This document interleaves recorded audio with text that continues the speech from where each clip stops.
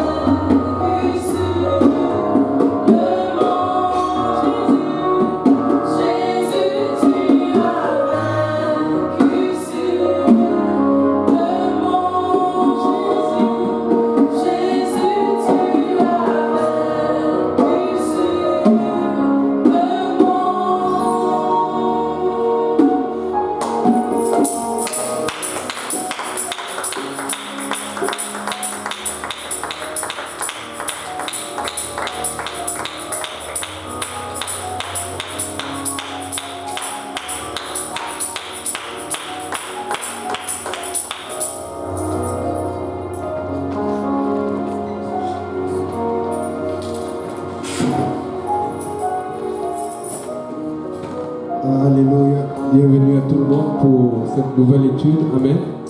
Alléluia. Vous pouvez vous asseoir. Alléluia. Regarde ton voisin, tu dis Jésus a vaincu le monde. Pourtant, quand tu regardes l'Internet, quand tu regardes les nouvelles, c'est comme si le monde est vraiment en ébullition, comme si tout va bien avec eux. Mais tout ne va pas bien. Amen. Jésus a vaincu. Il faut avoir confiance en Jésus. C'est pas où vous entendez. Les nouvelles, ça chauffe tous les jours. Là, maintenant, ce qui est à la mode, c'est le coronavirus. Ça fait peur à tout le monde. C'est un pays comme la Chine, très puissant, et subitement, tout le monde panique et les gens commencent à fermer les frontières un peu partout. C'est comme ça peut changer du jour au lendemain. Maintenant, tout le monde a peur du virus. Amen. Moi, j'ai peur de ne pas le sais. Je n'ai pas peur du virus. Le virus du péché, c'est ça que je dois éviter. Amen. Il faut avoir confiance en Dieu. Parce que je me rappelle quand j'étais plus jeune, et qu'il arrivait un truc comme ça, par exemple un attentat quelque part, ou la bombe quelque part, ou une maladie qu'on dit ça attrape tout le monde. J'avais toujours peur de dire, si ça m'attrape, je vais faire comment? Si je ne connaissais pas encore le Seigneur. J'allais à l'église, mais je n'avais pas encore cette relation avec Dieu. Amen. Et on va parler un peu de ça aujourd'hui. Qu'est-ce qui a fait? J'avais une question par rapport à la suite de l'étude de la dernière fois, Joseph. Qu'est-ce qui a fait à ce que Joseph tienne bon? Comment est-ce qu'il a fait pour s'entretenir spirituellement? Il était seul. Quelqu'un a une idée? Il avait? Bon, moi quand je suis arrivé ici, là, je t'assure, il y a des péchés que j'ai commis, mais je les ai commis après 2 ou 3 ans parce qu'au départ, je savais qu'on ne fait pas ça au pays ou on ne fait pas ça à l'église. Mais tôt ou tard, c'est parti. Quelqu'un a une idée? Qu'est-ce qui s'est passé avec ce fameux Joseph? Qu'est-ce qui a fait à ce qu'il puisse... Parce qu'il n'y avait plus personne, son père n'était pas en Égypte. Sa mère n'était pas en Égypte. Sa mère était morte. Ses frères, personne, il était seul. Il a commencé à montrer comment son père l'aimait. Son père, ça à 17 ans, donc que je pense à cet âge qu'il est arrivé. Puisque c'est de là où on parle de la jalousie vraiment et de l'aigreur de ses frères qui étaient de plus en plus violents et réels. Mais qu'est-ce qui s'est passé pour qu'il tienne alors que, je ne sais pas, quand tu vas quelque part et que tu as été rejeté, tu es comme, je me venger. C'est un peu comme dans les films d'action, tu as tué mon père, tu as tué ma mère, je me venger. C'est tout le temps, tu te prépares pour te venger. Mais lui, on a vu, on va lire ça aujourd'hui, à la fin, il ne s'est pas vengé, il se préparait pour sa famille. Mais alors, comment est-ce que Joseph a tenu alors qu'il n'y avait ni son père, ni sa mère, ni le pasteur, ni les frères de l'église, ni les sœurs, ni personne pour l'appeler, ni Facebook, ni personne pour l'encourager? Comment est-ce qu'il a fait pour tenir seul en Égypte avec des idolâtres, des gens qui n'avaient peur de personne? Alors qu'ici encore, il y a des églises un peu partout où les gens vont craindre. Tu vas trouver quelqu'un qui a peur de Dieu. Comment il a fait? Oui, une relation avec Dieu, c'est ça? C'est ça, mais le truc, ça revient avec la crainte de Dieu, mais la crainte, ça va finir plus tard. Puisque j'ai dit moi-même, quand je suis venu ici. Je vais m'expliquer.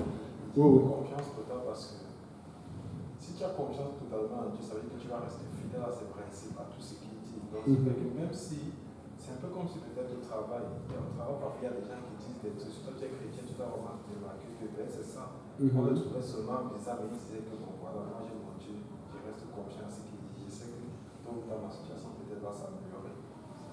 Je ne suis pas contre, mais je pense que c'est plus le résultat de la confiance. Je vais plus vers la sœur Karine, mais il y a quelque chose que j'attends. Oui, sœur Loretta. Je pense qu'il priait, Il priait, c'est tout. Il avait une vie de prière. Quand tu as une vie de prière, tu te déconnectes de pasteur, tu te déconnectes de frères et sœurs, tu te connectes à Dieu. Parce qu'au départ, quand tu viens à Dieu, c'est le frère et la sœur qui t'a invité, qui te donne l'étude biblique, qui t'amène à Dieu parce que tu connais les choses de Dieu par eux. Quand tu les vois, tu dis waouh. C'est la même chose que je faisais. J'observais le pasteur, j'observais frère et sœur, j'observais tout le monde, je comparais. J'ai dit que j'ai quitté. Vous avez tous fait ça. C'est ce que j'ai compris que même eux aussi font ça. J'ai dit à l'église. Quand je suis venu à l'église, tout le monde était saint. Non, tu ne peux pas faire ça. Et puis, plus tu apprends des choses qui naissent. À l'église, on fait ça. Et c'est pour ça que moi aussi, quand j'ai commencé à donner l'étude biblique, les gens me disent Yannick, toi, tu dis, attends, tu vas voir que tu vas. Après, ils ont vu que moi aussi, j'avais des défauts. Parce que tout le monde est comme ça. Tout le monde est fautif. Amen. Tout le monde est naturel. Mais le problème, c'est que je pense que c'est Dieu qui permet cela. Parce que la personne est tellement loin de Dieu. Que quand elle arrive, elle te voit faire des choses, elle dit que waouh, toi tu es fort. tu es héros, tu es héroïne, alors que même toi tu souffres tous les jours. Et la Bible disait, on avait lu ça, Joseph passait beaucoup de temps avec son père. Et quand il passait du temps avec son père, il voyait son père prier. Et c'est ce que son père lui a contaminé. Voilà pourquoi, plusieurs fois vous avez compris quand il dit, quand ses frères sont arrivés, il dit je crains Dieu. Il était fâché le troisième jour, il dit je crains Dieu. Et puis quand ses frères vont revenir, vous allez voir, il dit, quand ses frères lui disent, nous avons rapporté le double de l'argent parce que ton argent, notre argent avait été remis. Il dit non, que c'est correct, j'avais votre argent, que c'est le Dieu de votre père. Il dit le Dieu, il connaissait Dieu. Quand tu pries, tu connais l'identité de Dieu. Et c'est ça qui faisait que comme il avait une vie de prière, chaque jour dans la maison de Potiphar, quelque chose se passait. Dieu disait, je suis toujours avec toi. Quand tu arrêtes de prier, ça arrête de bouger. Quand tu pries, ça bouge. Quand tu pries, Dieu va te faire savoir qu'il est là. Mais c'est pour ça que la prière, c'est la première chose. La prière a pu prendre un garçon de 17 ans dans l'amener dans un endroit où il n'y avait même pas une personne qui croyait en Dieu. Nous sommes dans un pays, une nation, où il y a beaucoup de gens qui croient déjà en Dieu, mais nous souffrons. Et d'autres rétrogradent, et d'autres veulent abandonner. Lui, il était seul. C'est pour ça que vous allez voir que dans l'église apostolique, quel que soit le pasteur, on va toujours commencer à prêcher sur la prière. Parce que notre but, c'est que vous vous connectassiez à Dieu. La connexion à Dieu est la plus importante pour chaque chrétien. Quand tu te connectes à Dieu, le baptême au nom de Jésus, c'est une suite éventuelle logique plus tard. Quand tu te connectes à Dieu, le baptême du Saint-Esprit, c'est une suite éventuelle logique plus tard. Quand tu te connectes à Dieu, la vie de sanctification, c'est une suite éventuelle logique plus tard. Mais tu dois rester connecté à Dieu. Amen. Si tu ne pries pas, tu es mort. Si tu ne pries pas, tu ne manges pas. Et nous savons que nous ne pouvons ne pas manger. Amen. Tout à l'heure, j'étais un peu mal pris. Le frère Willy est parti pour moi nous prendre du poulet portugais. Tout le monde le poulet portugais. Amen. Je ne sais pas pour vous. Si vous n'aimez pas, ne prenez pas. Moi, j'aime le poulet portugais. Amen. Et tu sais, quand tu vas manger le poulet, c'est comment? C'est comme, tu as envie de dire, ouais, j'espère que le frère Yannick va vite prêcher. Parce que c'est lui qui me retarde, qui me sépare de la voiture. Mais est-ce que je ne suis pas en train de vous faire avoir faim? J'essaie de vous montrer un peu quelle est l'attitude que nous avons quand nous voulons manger. Est-ce que nous pouvons avoir la même attitude quand nous voulons prier? Parce qu'il faut savoir que si tu veux être en vie, si tu veux aller bien, c'est quand tu manges spirituellement, c'est quand tu es connecté à Dieu. Amen.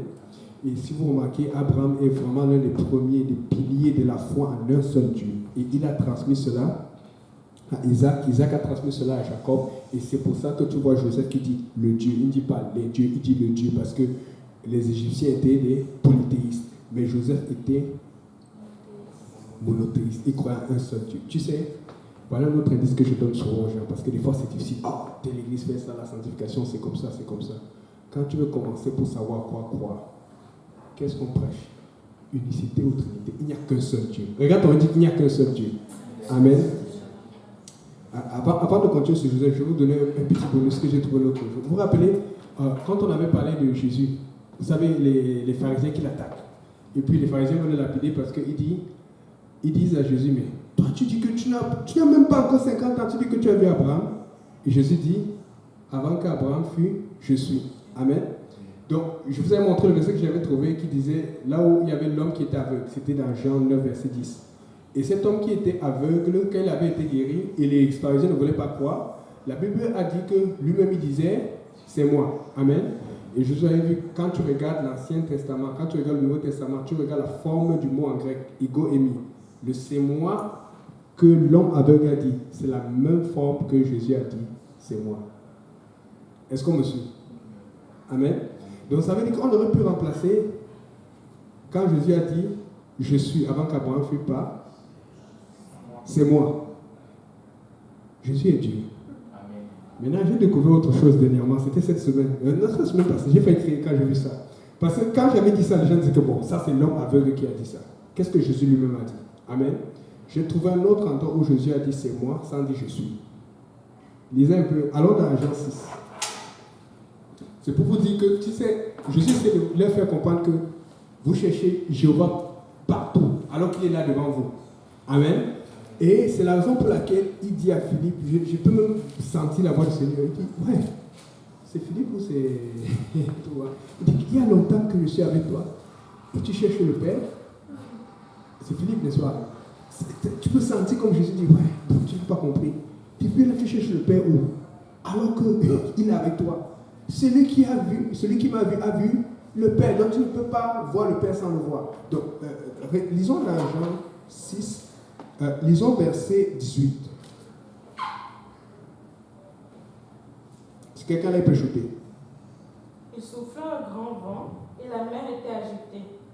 Après avoir ramé environ, c'est ça, Oui, continue. 30 stades, ils virent Jésus marchant sur la mer et s'approchant de la barque. Et ils eurent peur. Mais Jésus leur dit, c'est moi. Mais Jésus leur dit, c'est moi. Je vous invite à aller dans l'Ancien Testament, au Nouveau Testament, regardez tous les endroits. Vous allez voir que la partie de cette phrase, et je l'ai vérifié. J'ai vérifié dans la top Bible que les francophones et les Français, les Africains utilisent beaucoup. J'ai vérifié dans le Codex Sinaiticus, c'est écrit la même chose comme quand il a dit Abraham, moi je suis. Au lieu de dire je suis, c'est là, il a dit c'est moi, mais c'est le même mot qui est écrit. C'est Ego Émi. Donc, s'il y a quelqu'un qui veut vous dire que Jésus n'est pas Dieu, tu dis, voilà là où Jésus a dit, c'est moi. Mais pourquoi est-ce que c'est moi d'un côté, de l'autre côté c'est je suis? C'est à cause du traducteur. Le traducteur estime que comme eux ils paniquent, comme eux ils ont peur, et Jésus veut se révéler à eux, et Jésus veut leur dire, n'ayez pas peur, ce n'est pas un fantôme, comme vous croyez, c'est moi Jésus. Amen. Mais dans l'autre côté, il utilise la même forme de c'est moi ou je suis que nous voyons dans l'Ancien Testament, Ego Émi. Amen. C'est pour vous dire que des fois on tourne. Si tu veux une direction, commence par regarder en quoi il croit. Est-ce qu'il croit en un seul Dieu? Dès qu'il commence à diviser, Dieu n'est pas là-dedans parce qu'il n'y a qu'un seul Dieu. Et son nom est Jésus. Amen. Donc, maintenant, Joseph, alors, on était avec notre sœur Joseph qui s'est un peu vengé de ses frères. Il les a mis en prison. Il a dit qu'un seul va revenir. Mais comme un bon chrétien et comme quelqu'un qui prie, on voit le troisième jour, il dit non, ok. Il change la vie, il dit je crains Dieu. Tu peux voir qu'il avait une relation avec Dieu. Tu peux voir qu'il avait prié et que Dieu l'a calmé. Il dit maintenant, ok, vous tous vous partez, vous gardez seulement un. Il a changé la vie alors qu'avant il avait dit tout le monde reste. Amen. Et donc il dit maintenant, et tout le monde reste sauf un. Maintenant, un reste tout le monde et on a laissé Siméon. J'ai dit, ce n'est pas, c'est sûr que c'est la Bible, mais moi c'est mon avis. Je pense qu'il a pris Siméon parce que celui qui venait juste après Ruben, qui aurait dû le protéger, c'était Siméon. Parce que Ruben était celui qui avait dit ne touchez pas votre frère. Bien que Ruben aurait pu faire plus, il a quand même fait le minimum. Amen. Et donc le prochain qui venait après Siméon, c'est Ruben. Donc je me dis que c'est pour ça qu'il a choisi Siméon, pour dire le prochain grand frère qui aurait mieux protégé, c'était toi. Donc maintenant il est Siméon, ils s'en vont. Et on a parlé de Ruben justement qui vient par là, son frère, qui dit il a dit qu'on va faire comme ça là, laisse-moi, je vais aller, si jamais je ne reviens pas, je te donne mes 2 fils, tu vas aller, ils t'appartiennent, tu peux les tuer, tu peux faire ce que tu veux.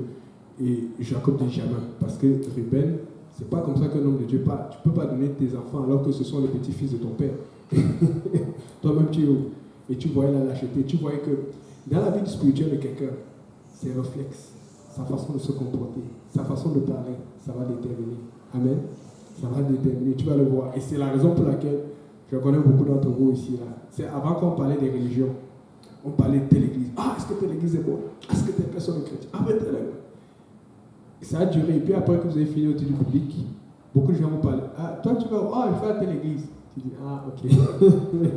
Alors qu'avant, c'était compliqué. Ça prend. Juste, tu ne regardes même pas, même si tu ne vois pas la personne. Aujourd'hui, à cause de l'esprit que tu as, tu peux discuter juste 3 minutes avec quelqu'un. Tu peux savoir s'il est dans la bonne voie. Est-ce que je me trompe? Parce que tu as tellement. Et c'est comme ça que ça se passe à la banque, comme je explique tout le temps. À la banque, on les fait travailler toujours avec des bons pieds. Et ils sont tellement habitués à ce qui est bon que quand ils voient ce qui est mauvais, ils disent ça, ce n'est pas bon. Voilà pourquoi on vous dit d'aller à l'église tout le temps.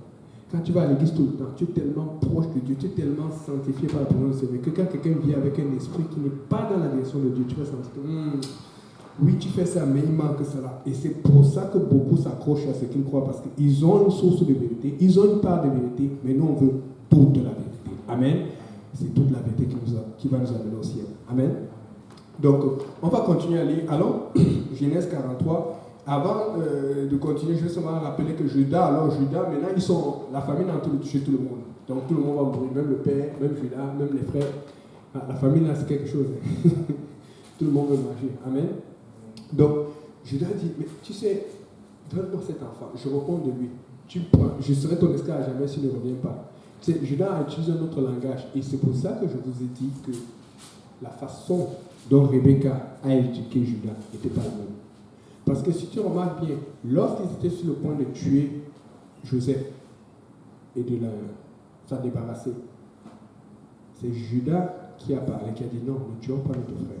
Ce qui veut dire que plusieurs d'entre eux pensaient que ce n'est pas bien ce qu'ils font.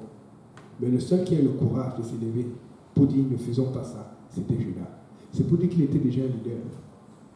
Bien sûr qu'il était leader dans le mal en ce moment, mais tu peux voir qu'il avait un bon potentiel dans le bien. Et c'est ce que j'essaie d'aborder chaque fois qu'on fait cette étude. C'est que quand tu fais quelque chose pour Dieu, quelle est ta motivation? Si tu fais un truc pour Dieu à tout pour parce que tu veux un travail que tu n'as jamais eu, parce que tu veux une maison que tu n'as jamais eue, parce que tu veux une voiture que tu n'as jamais eue, ou parce que tu veux un mari ou une femme que tu n'as jamais eue, fais très attention. Tu sais, ce sont les choses que Dieu donne. Mais il faut que tu aimes Dieu sincèrement. Amen. Il faut que tu aimes Dieu sincèrement. C'est très important. Voilà pourquoi tu dois être fidèle dans ta relation, dans cet endroit où tu es seul avec Dieu. Le plus de temps que tu passes, c'est chez toi. Et c'est là où tu dois être avec Dieu. Et quand tu sors, tu dois toujours trouver une façon d'être connecté à Dieu. Partout où tu es. Amen. La motivation est très importante parce que si tu regardes à quelque chose à tout prix et que la chose n'arrive pas, qu'est-ce que tu fais? Est-ce que tu sais encore Dieu? Tu peux dire je vais à l'église, mais la motivation n'est plus là parce que tu étais tellement accroché à cela. C'est pour ça qu'on dit gardez les yeux sur Jésus. Amen. Alléluia. Donc, on a vu que donc, Judas était ce leader. Et la raison pour laquelle il était leader, c'est parce qu'on avait expliqué que sa mère, Léa, qui avait les yeux sur Jacob toute sa vie, a dit j'ai épousé cet homme-là, je vais l'avoir, il m'appartient. Alors que Jacob, lui, il aimait sa Dulcinée, on a déjà parlé de ça, il aimait la gymnaste, celle qui faisait tondre et puis qui faisait paître les bébés, celle qui portait les bébés, les boutons et les bœufs. Était musclé, faisait les abdos et puis il disait non, c'est elle que je veux. Alors au lieu de chercher celle qui priait, celle qui jeûnait, celle qui cherchait la face de Dieu. Vous savez, des fois là, on est tous pareils. Hein? Le pasteur, il explique ça bien. Le frère, il dit que voilà la bonne personne pour toi. Non, parce que si j'appelle ça les ninjas, tu veux la personne qui paraît bien. Donc, alors, Léa a compris que non, cette fois-ci-là, j'ai trop fait des trucs, j'ai fait trop d'efforts pour attirer l'attention de mon mari. Et là, maintenant, elle a fait des efforts pour attirer juste l'attention de Dieu. Et tu peux voir que de toute la Bible, tu vois, bien sûr, à part Joseph qui vient de Rachel, et justement, je vous ai expliqué comment la relation entre Rachel et Léa a changé. Comment Rachel a pu prendre de Léa et Léa a pu prendre de Rachel. Tu peux voir qu'il n'y a plus cette animosité à la fin. Amen. Et c'est pour ça que Joseph a été bien éduqué aussi. Il en a profité. Mais regarde tous les enfants, au-dessus de Joseph, à part Judas, c'est pas la même chose. Même quand tu vois Jacob qui prophétise à la fin, les bonnes prophéties, c'est vraiment particulièrement pour Judas. Parce que quand tu enseignes l'enfant dans les bonnes voies, et c'est pour ça qu'on dit aux gens, quand tu éduques ton enfant, fais attention. Il y a des gens qui éduquent leurs enfants pour se venger de quelqu'un. Pour faire, oh, tu vois, tu m'as fait ça, mon fils va être riche et il va c'est pas mauvais d'être riche, mais quand tu es riche pour la mauvaise volonté, pour la mauvaise situation, pour la mauvaise raison, ça va éventuellement jouer contre toi. Quand tu éduques ton enfant, éduque-le dans les voies du Seigneur. Le Seigneur va t'inspirer quelle est la bonne voie. Mais il y a des gens qui gardent les choses dans le cœur. Je vais t'avoir. Ils sont prêts à garder ça longtemps, alors que Dieu va adresser cela. Donc, réévalue ta motivation. Donc Judas, alors qu'il part à son père, et son père est convaincu, son père lui dit ok, je te fais confiance, je vais te donner l'enfant. Donc maintenant, on va lire à partir de Genèse chapitre 43, à partir du verset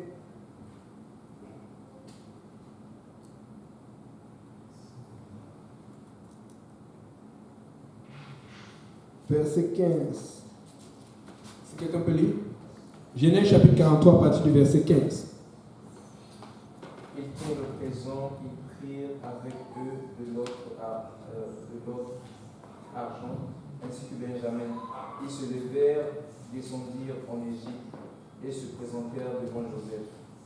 Dès que Joseph vit avec Benjamin, il dit à son intendant, fais entrer ces gens dans la maison, tue et apprête, car ces gens mangeront avec moi à midi.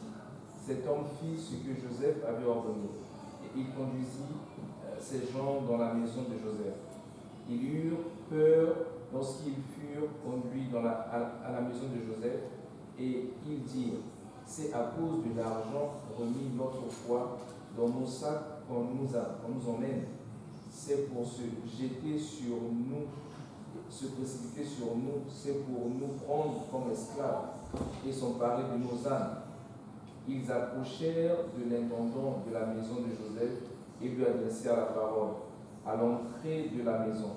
Ils dirent, pardon, mon Seigneur, nous sommes déjà descendus une fois pour acheter des vivres. Puis, quand nous arrivâmes au lieu où nous devions passer la nuit, nous avons ouvert nos sacs, et voici l'argent de chacun était à l'entrée de son sac, notre argent selon son poids. Nous le rapportons avec nous. Nous avons aussi apporté de l'autre argent pour acheter des vivres. Nous ne savons pas qui avait mis notre argent dans nos sacs.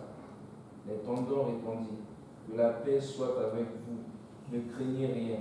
C'est votre Dieu, le Dieu de votre Père, qui vous a donné un trésor dans vos sacs. Qui a répondu? L'intendant. L'intendant. C'est-à-dire que Joseph avait tellement influencé sa maison que même l'intendant connaissait le Dieu de leur père. Amen. Amen. Il faut prêcher un seul Dieu à tous ceux qui sont autour de toi. Amen. Continue, s'il te plaît. Votre argent m'est parvenu. Et il leur amena Simeon. Cet homme les fit entrer dans la maison de Joseph. Il leur donna de l'eau et ils se lavèrent les pieds. Il donna aussi du fourrage à leurs ânes. Ils préparèrent leur présent en attendant que Joseph vînt à midi, car on les avait informés qu'ils mangeraient chez lui. Quand Joseph fut arrivé à la maison, ils lui offrirent le présent qu'ils avaient apporté, et ils se prosternèrent en terre devant lui. Il leur donna comment il se portait. Il leur demanda comment il se portait. Et il dit, votre vieux père, dont vous avez parlé, est-il en bonne santé? Vit-il encore? Ils répondirent, ton serviteur, notre père, est en bonne santé. Il vit encore. Et ils s'inclinèrent et se prosternèrent.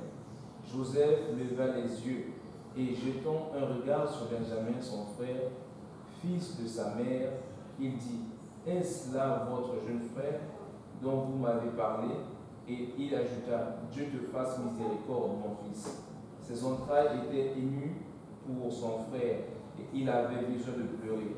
Il entra précipitamment dans une chambre et il y pleura. Après s'être lavé le visage, il en sortit et faisant des efforts pour se contenir, il dit, servez à manger. On servit Joseph à part et ses frères à part. Les Égyptiens qui mangeaient avec lui furent aussi servis à part, car les Égyptiens ne pouvaient pas manger avec les Hébreux, parce que c'est à leurs yeux une abomination. Les frères de Joseph s'assirent en sa présence, le premier-né selon son droit d'aînesse, et le plus jeune selon son âge. Et ils se regardaient les uns les autres avec étonnement. Joseph leur fit porter des mets qui étaient devant lui. Et Benjamin en eut 5 fois plus que les autres. Ils burent et s'enivrèrent avec lui. Et il s'enivrait avec lui. Dans ma version, comme je dis toujours, il s'égayait. Parce que souvent, quand on voit s'enivrer, les gens pensent qu'ils ont un bien d'accord. Bon. Maintenant, ça montre que Joseph connaissait bien ses frères. Il n'avait pas oublié, il n'avait oublié personne. Et là, ils sont surpris. On voit le premier, deuxième, troisième. Mais ils se disent que ça, c'est quoi ça? Ça, c'est vraiment. C'est Dieu ou c'est pas Dieu et tout ça là. Et aussi, on voit Joseph qui aimait toujours ses frères. Il peut faire le Dieu comme nous, les frères. On a beau dire souvent que nous, un homme ne pleure pas. Je crois cela. Mais quand même, de temps en temps, il faut pleurer. Amen. Ça fait du bien. Et Joseph qui fait le Dieu.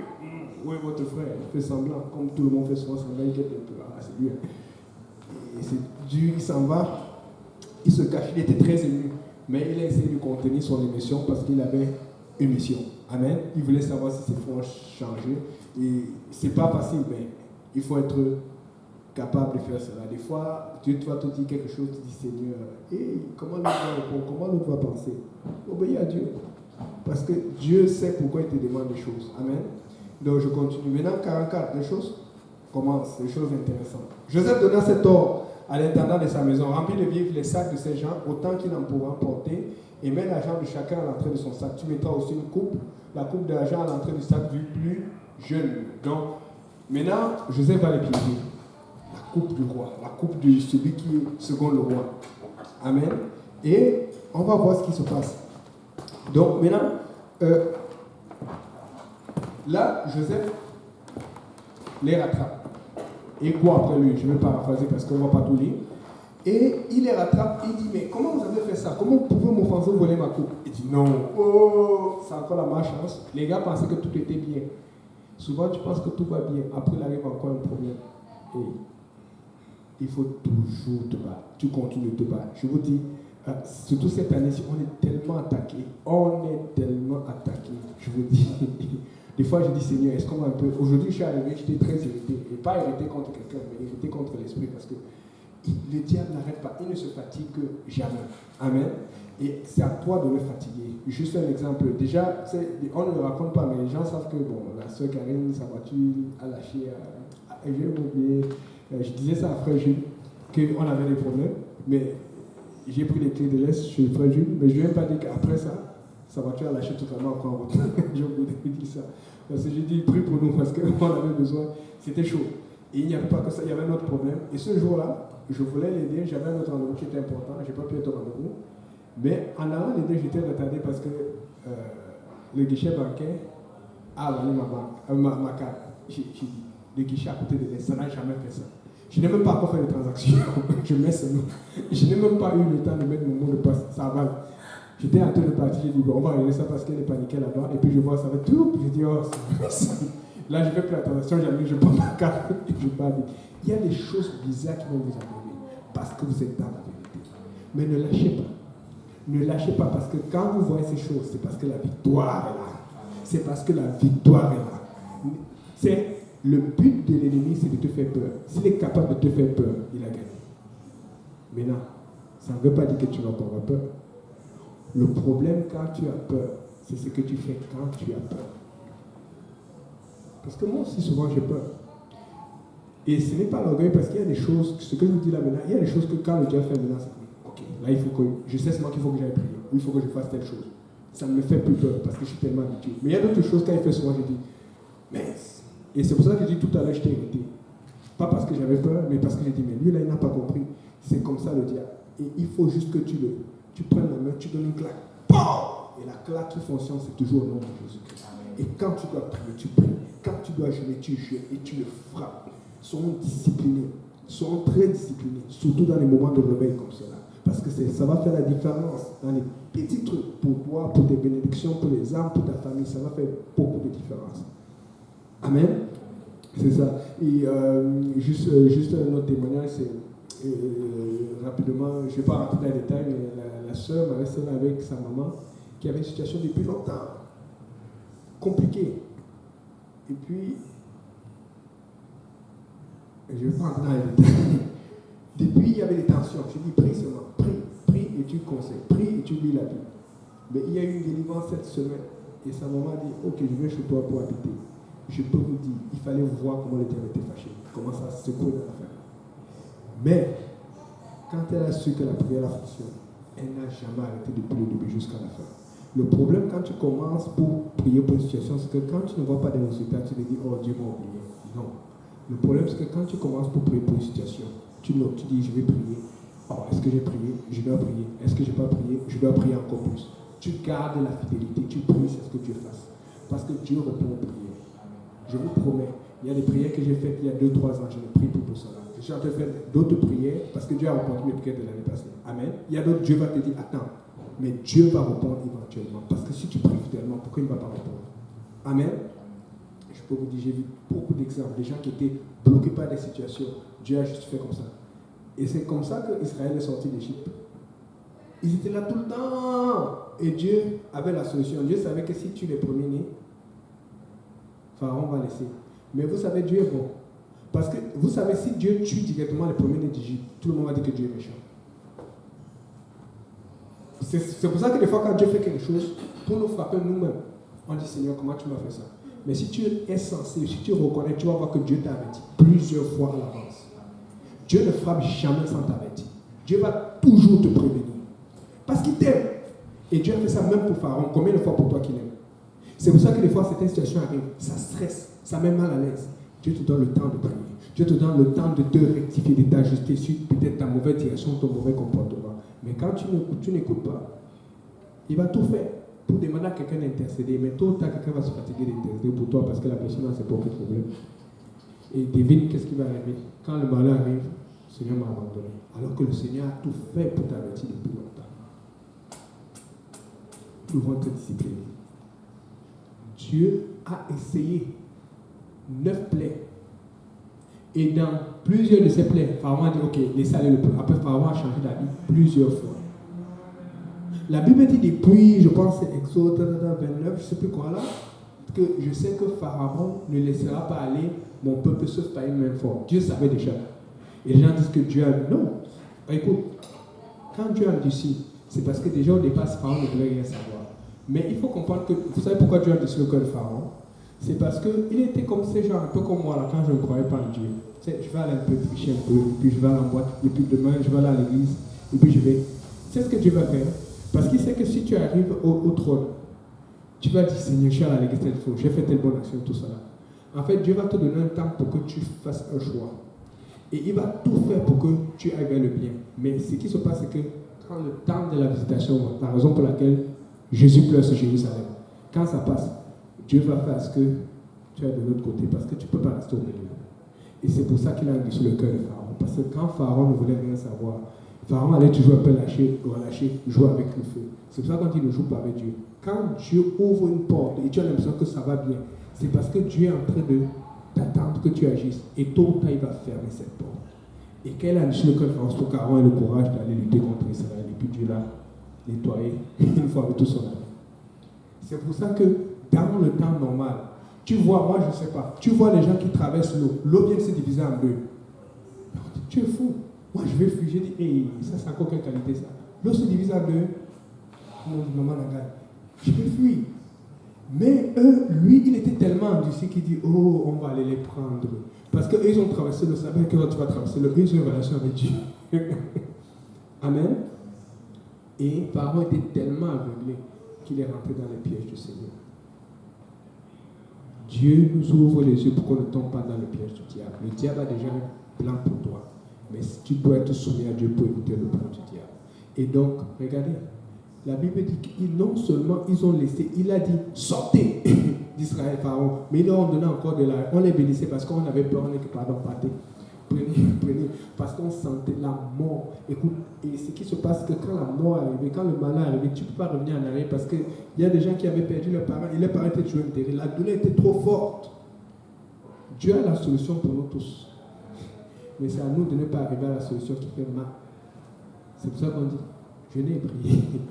Parce que quand tu viens de prier, et tu pries, tu te brises toi-même. Tu vas vers Dieu, tu dis, Seigneur, pardon, aide-moi, parle-moi. Je peux être dans le je ne sais pas. Parle-moi, Seigneur. Amen. C'est ça. Donc, là maintenant, ils viennent, on va sauter. Oui. J'avais une question. En fait, j'essaie de comprendre. Bon, après, je n'ai pas mon explication, mais je me demandais pourquoi, quand Moïse allait voir Pharaon la première fois, en fait, Dieu a dit, genre, ok, laisse aller mon peuple pour qu'il aille me faire un sacrifice dans le désert et tout. Mais on sait très bien que le but principal, c'était qu'il s'en aille. Alors pourquoi est-ce que Jean, au lieu de dire, ben, laissez aller parce que ben, je veux qu'il parte, il dit, genre, ok, je veux qu'ils aillent dans le désert pour m'offrir un sacrifice. Parce que c'est pas ça. Je pense que Dieu a fait ça pour Moïse parce que Moïse bégayait beaucoup. Il a fait ça un peu comme l'évangélisation. Quand tu évangélises, des fois les gens ont peur de l'église, tu les avais d'abord tués. Mais Aaron était déjà comme celui qui parlait pour lui. Ouais, mais le problème c'est ceci. Toi, tu as un peuple qui est ton esclave, qui te donne beaucoup d'argent. Amen. Et qui leur donné beaucoup de gens. Bon, je ne sais pas, je n'ai pas vérifié. Mais les gens pensent que ce sont les juifs qui ont fait les pyramides. D'autres disent non, d'autres. Mais n'empêche que ce peuple a beaucoup apporté pour l'Égypte en ce temps. Amen. Et puis on te dit, laisse-les, ils ne vont plus jamais travailler pour toi. Je donne un autre exemple. Vous vous rappelez quand Saül a été rejeté par Dieu? Qu'est-ce que Dieu dit à Samuel? Va oindre David.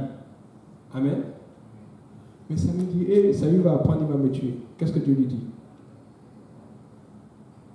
Dieu lui dit, dis que tu es venu faire un sacrifice. C'est pas ce que Dieu dit. Vous pouvez lire. Il dit, va faire. Et il a fait effectivement le sacrifice, mais Dieu lui a donné raison d'y aller. Parce que des fois on a peur, des fois on veut. Et dans le fond, écoutez, Dieu n'a pas peur. C'est nous qui avons peur. Mais comme on a peur, Dieu nous protège. Dieu nous aide même. Mais si je comprends bien, donc Dieu a donné une excuse pour... Une excuse, ouais, c'est juste pour sortir. Il devait sortir pareil. Parce que déjà, même la première excuse, écoute, si ça aurait été plus dur de lui dire, laisse aller tout le peuple, ils ne vont plus jamais travailler pour toi. Mais Dieu lui donne une raison de dire, bon, ok, on peut négocier, on peut parler. Mais Pharaon ne voulait rien savoir. Imagine combien de fois si on lui avait dit, laisse aller tout le peuple directement. C'était plus simple. Je pense que la meilleure chose à dire, c'était ça. Et c'était vrai parce que si tu regardes bien, Dieu voulait faire d'Israël une nation de sacrificateurs. C'est Israël qui n'a jamais voulu. Parce que Dieu voulait que je chasse le sol beaucoup. Dieu voulait que tout le monde soit comme Moïse. Amen. Ils ont dit non, va voir Dieu. Toi, viens nous parler. C'était vraiment ça. Donc, maintenant, là,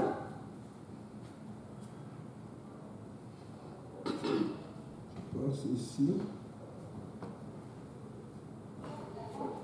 verset 9.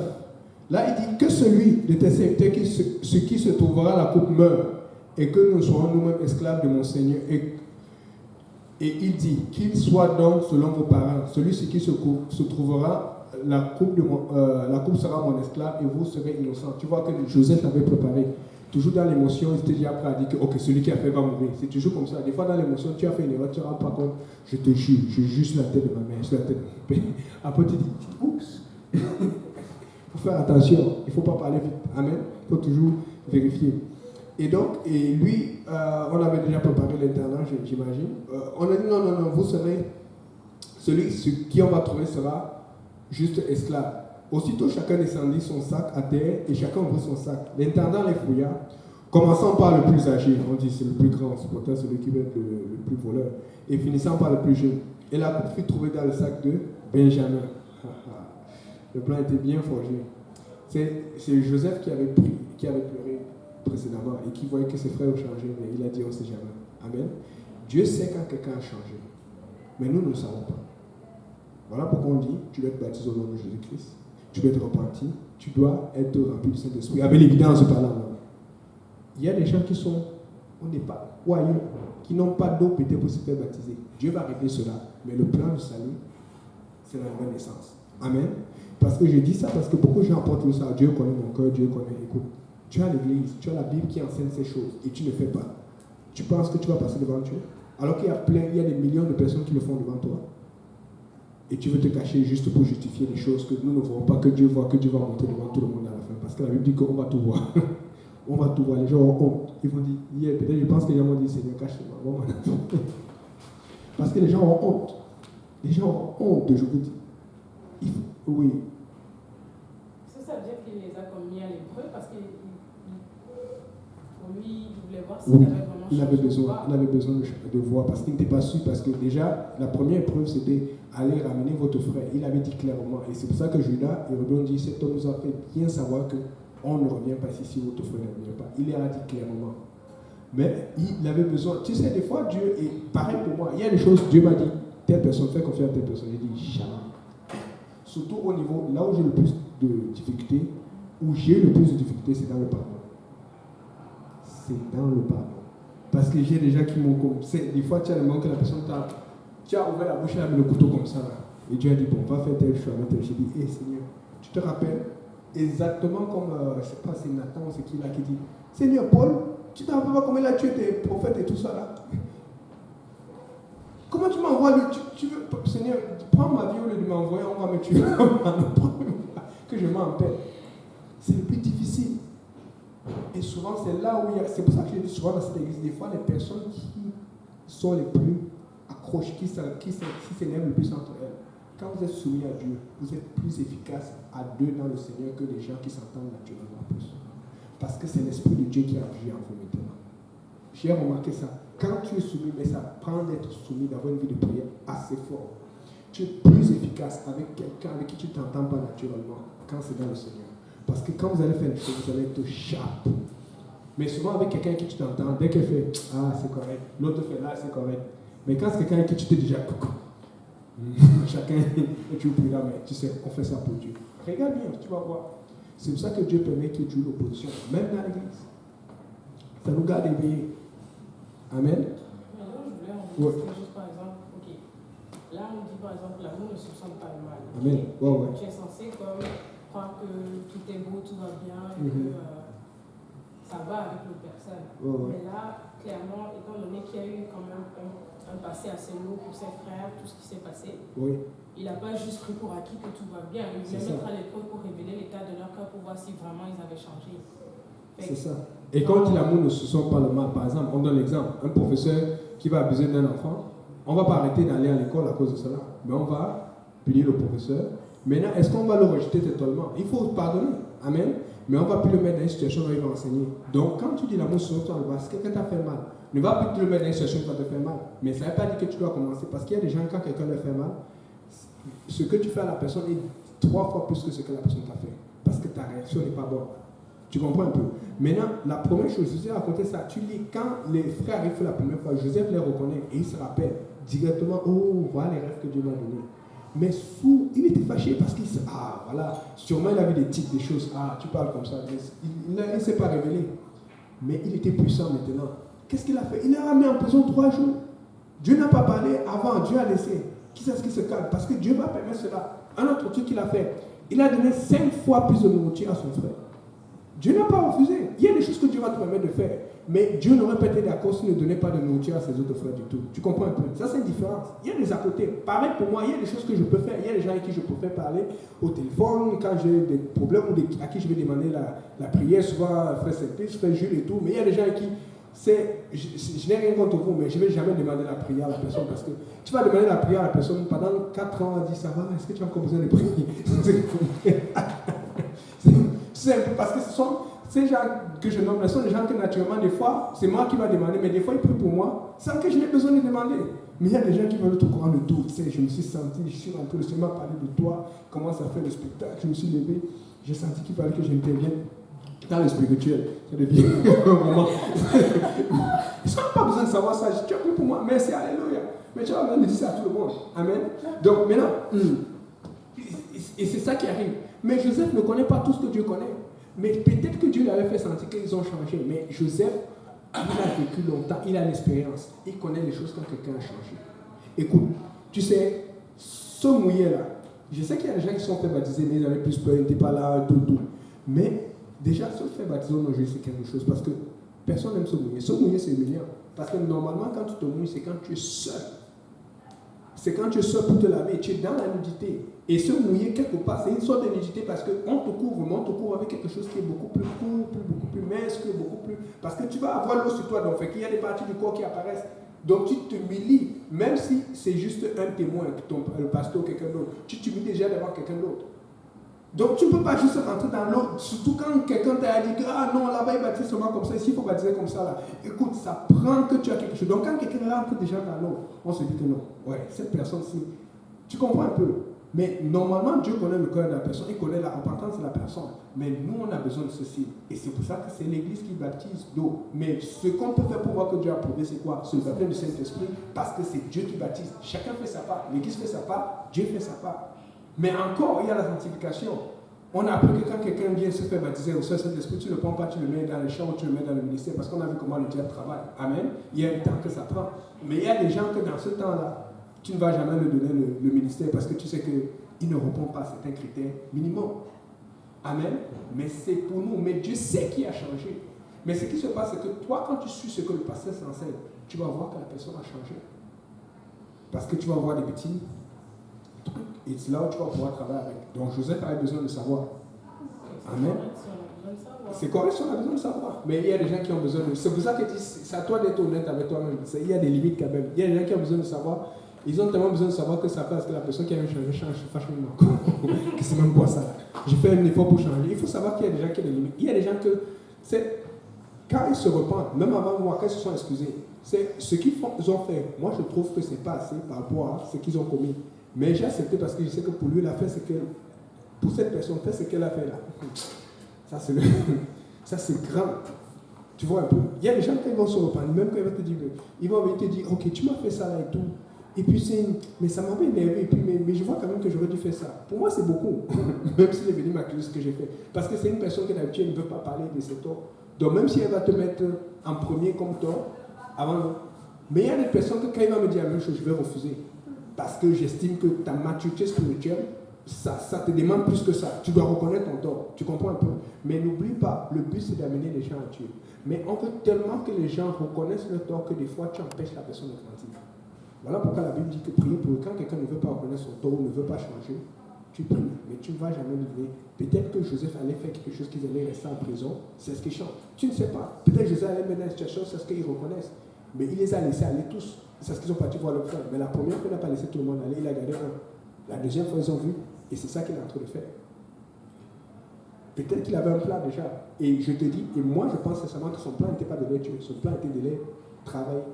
En fait, il était mieux de changer parce que s'il ne changeait pas, Joseph ça allait s'en occuper. En fait, Joseph, peut-être, moi je pense que parce que, rappelez-vous, je l'ai bien dit, il a dit 3 jours après que je crains Dieu, je vais vous laisser aller. Il a changé le plan, ça veut dire que Dieu lui a parlé.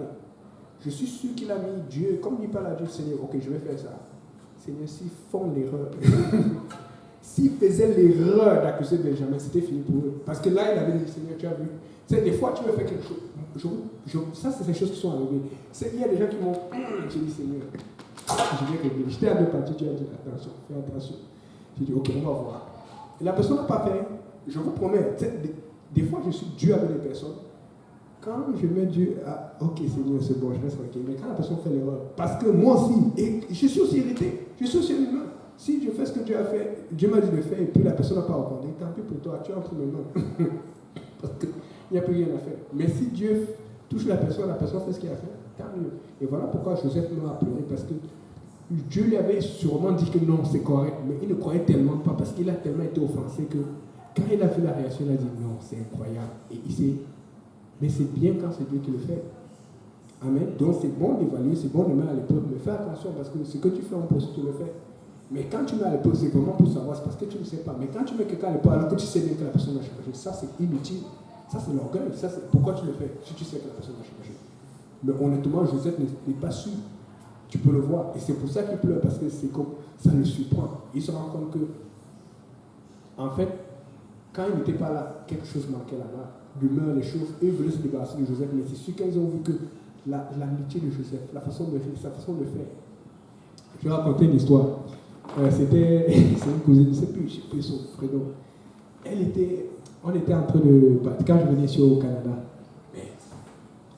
Et puis, quand on partait, elle était contente, on a pris les photos ensemble et tout. Elle était contente, elle était Yannick, tu vas aller ici au Canada, tu vas faire ça, tu vas faire ça. On me raconte qu'après, quand je suis parti, j'étais dans la voiture. Elle a commencé à crier, yeah, Yannick est parti. Hey! C'est qu'elle est tellement contente qu'elle n'avait pas réalisé. Elle voulait faire demi-tour, elle dit non. On m'a accrédité des personnes, ça m'a touché. Elle dit non, c'est qu'elle n'a pas réalisé. Donc là, c'était fini. Il n'y a plus moyen de me joindre et tout. Elle a commencé. Et ça, c'est mon petit frère, qui était venu, celui que vous avez vu l'année passée, qui est venu là, le deuxième petit frère, et qui m'avait écrit une lettre. C'était tellement amusé. Il dit, voilà comment elle a fait tout. Et il a raconté dans les détails. Elle a commencé à crier. Elle voulait sortir la voiture. Elle dit non. Et tout. Et je vous promets, dans la colère, quand ils étaient fâchés contre Joseph, ils ne savaient pas à quel point Joseph était attachant. Ils ne savaient pas à quel point Joseph faisait des trucs qu'ils ne remarquaient pas, mais c'était trop fâché. Mais quand Joseph est parti, ils se sont rendus compte que ce n'est même pas une question de leur père. Joseph leur manquait, leur frère leur manquait. Et Dieu a commencé à travailler cela en eux. Et donc, Joseph ne savait pas qu'eux, ils ont commencé à changer dès son départ. Ils se sont rendus compte qu'ils ont fait une erreur. Parce que l'erreur allait, et ils ont vu le deuil de leur père qui avait changé. Ils se sont dit, est-ce que ça valait la peine cela? Des fois, tu ne vois pas des choses, tu es tellement fâché contre quelqu'un, un frère, une soeur. C'est ce que la soeur n'est plus là, c'est ce que la frère n'est plus là. Tu dis, ouais, est-ce que j'aurais dû dire, est-ce que j'aurais dû me comporter comme cela? Amen. C'est ça alors. Donc on va accélérer parce qu'on est supposé finir. Je lis maintenant. Aussitôt, voilà Joseph qui leur répondit. Quelle action avez-vous fait? Ne savez-vous pas qu'un homme comme moi a le pouvoir de deviner? C'est comment ça? Quand tu tentes des fois, fais attention à la limite là. Les buveurs, les sorciers, tu les appelles les alamimos. Pouvoir de deviner, vraiment. Judas répondit. Et tu vois, ce n'est personne d'autre qui a répondu, c'est Judas. Parce que Judas a compris que là où on est là, l'enfant c'est le papa. Tu vois l'attitude. Il y a des gens quand on voit ça chauffe, on dit oh, pasteur, où le frère, où la soeur, où le temps d'aller parler, et tu as peur de te viser. Il y a des situations où tu dois prendre l'élan, alors que tu sais que tu as la maturité spirituelle. On attend toujours pasteur, on attend toujours tel.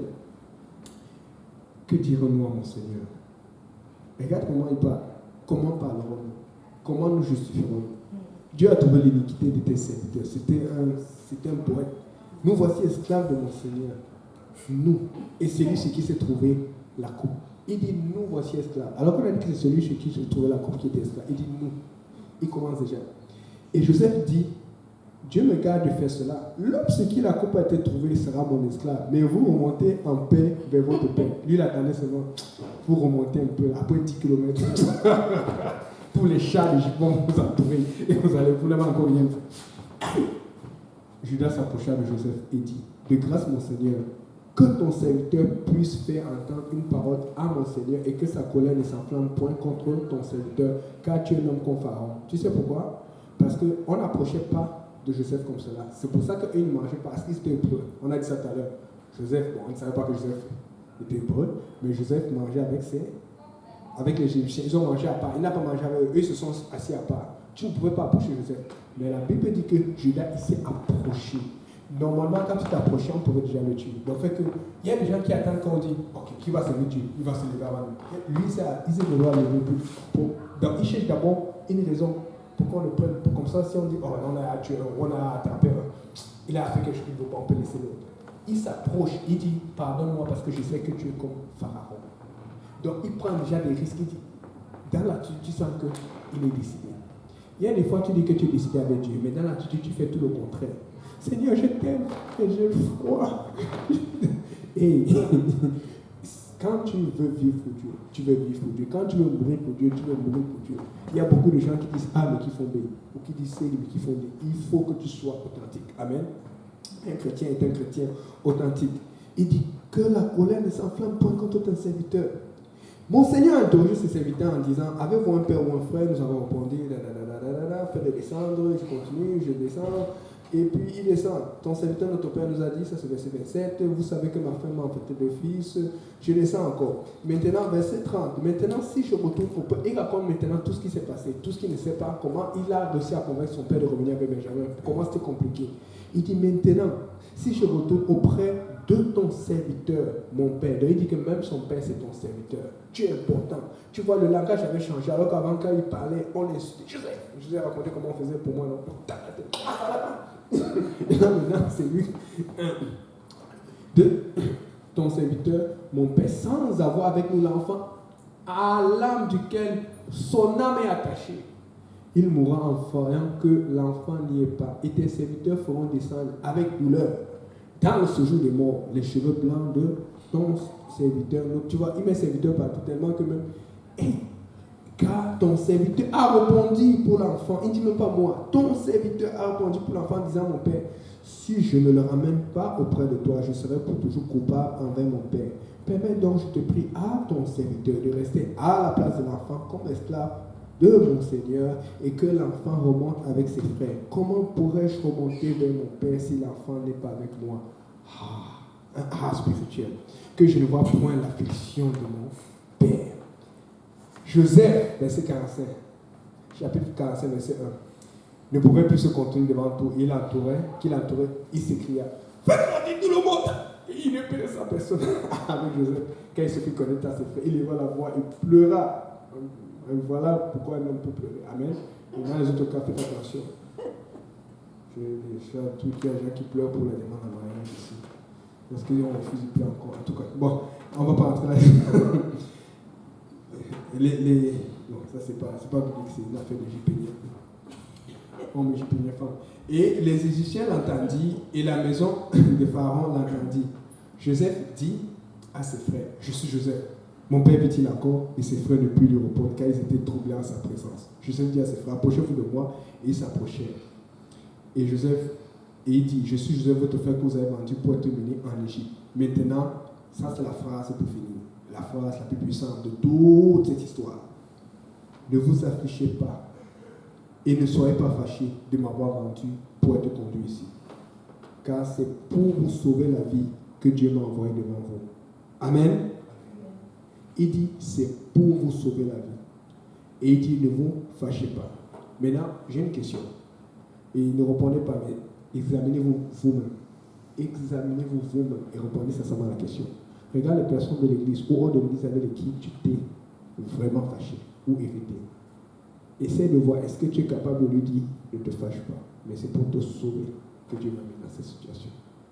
C'est pour ça que la Bible dit, et je vous promets, je le crois de tout mon cœur, tout concourt au bien de ceux qui aiment Dieu. La colère, l'injustice, tout. Le problème, c'est que beaucoup de gens ne prennent pas cette parole au sérieux. C'est pour ça qu'on a toujours nos limites. Ah non, Seigneur, j'ai trop essayé, j'ai trop attendu, là c'est fini, là, et là, même le spirituel ne marche plus ici dans cette affaire. Ah bon? Tout concourt au bien de ceux qui aiment Dieu. Si tu aimes Dieu, cette injustice va concourir à ton bien. Tout ce que tu as fait, c'est faire ce que Dieu te dit. Et reste dans la bonne nuit, garde ton calme et sois positif. Amen.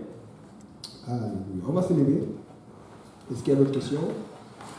On va terminer pour aujourd'hui. Comme le frère Julien là, on va essayer de profiter de sa présence. Pour ceux qui ont déjà été aux États-Unis, on va faire la vidéo aujourd'hui. On peut faire. Ah, ok. Parce qu'on va faire un petit truc pour les gens de Madison qui vont fêter leur 7 ans bientôt là. Fêter leur 7e année du ministère bientôt. Ok, c'est bon. C'est quoi ça? On va faire ça vendredi à Jupinière. On va faire une petite vidéo, un truc qu'on va faire ça. Donc soyez là à Jupinière ce vendredi, amen. Ok. Si frère Jules peut prier pour bénir la fin et pour bénir le repas, s'il te plaît. Merci. Seigneur, nous venons te dire ici, Seigneur, nous te rendons grâce par ces paroles, Père éternel, que tu as fait passer par la vie de ton serviteur, que cela puisse produire en chacun de nous des fruits, Seigneur. Que cela puisse nous aider à grandir, à faire nous approcher davantage de toi, Seigneur. Je bénis encore ton Seigneur, Seigneur. Je bénis chacun de nous ici présents, Père. Que ta grâce repose sur nous, éternel de gloire. Fortifie-nous dans la foi, Seigneur, afin que nous puissions attaquer à la tête sur Père. Je prie en ce moment, Père, que tu bénisses le repas et que tu le sanctifies, que tu bénisses les gens qui ont contribué à cela, Seigneur. Ta provision, Père, est sur le tas de ceux qui n'ont rien en ce moment. Dans le nom de Jésus-Christ, nous avons. Amen.